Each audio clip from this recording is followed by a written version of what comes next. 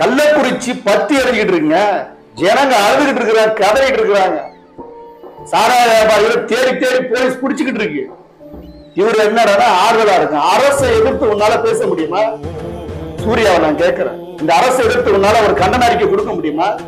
எடப்பாடி ஆட்சி இருக்கும் போது நீ கண்டன அறிக்கை எல்லாம் பேசினிய, நீட்டுக்கு எதிராக பேசினிய, இப்ப பேசு. சத்யராஜன் எங்க எங்க ஓடி ஒழுங்கிட்டு இருக்கிற வாப்பா, இப்ப பேசு. இந்த அரசு விமர்சனம் பண்ண பாப்பா, உன்னால முடியாது.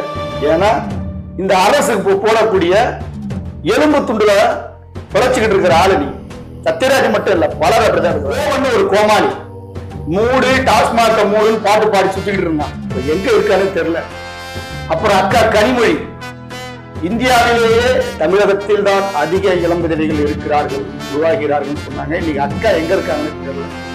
அப்புறம் நடிகர் சூர்யா, பிரகாஷ்ராஜ், சித்தார்த், வாடகைக்கு வாய்ப்பு பேசக்கூடிய